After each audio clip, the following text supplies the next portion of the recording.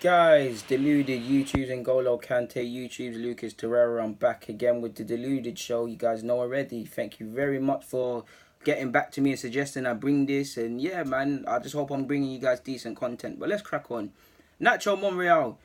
I'm starting to think again. I don't think it's fan favorite and all of these things. I think people especially Arsenal fans in today's day and age, we throw them things around way too easily. But especially in the last 10 years and so, Monreal's been one of our most consistent players. Like, is he underrated?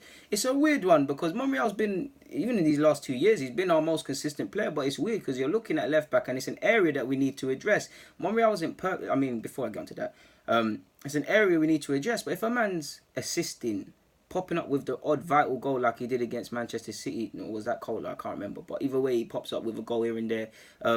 Decent going forward. Arguably our most consistent and our most reliable centre half defender, even though he can play centre half and he did well there, and an intelligent footballer, signed for a modest fee as well. Surely we've got to rate him a bit. We've got to hail him up a bit more than we do. Obviously, 215 appearances, 10 goals, 13 assists. That's more than I thought. Decent output. For me, when he first come to the club, struggled with consistency. Initially, as expected, found it hard. Then he would get in a bit of form and play good. Then he'd play rubbish. Then he'd play good. And he found his form and consistency now. And he's probably a Wenger signing of sorts. He's 32 now. So clearly we need to get rid of him. Not get rid, but address that sort of area. And again, he's not perfect. You could directly attribute, not all of it, but you could directly attribute the blame of the two goals Cardiff scored on him. Because the first one, he's not following his man. And the second one, he's completely unaware. But you will make mistakes. They all make mistakes, and I do believe he is quite kind of underrated when we deep it. To be honest with you, like, he's a street smart defender. People actually don't see it. He actually gets a lot of fouls he's not supposed to. He gets away with a lot of fouls he's not supposed to when he should get booked. He goes down and milks certain things.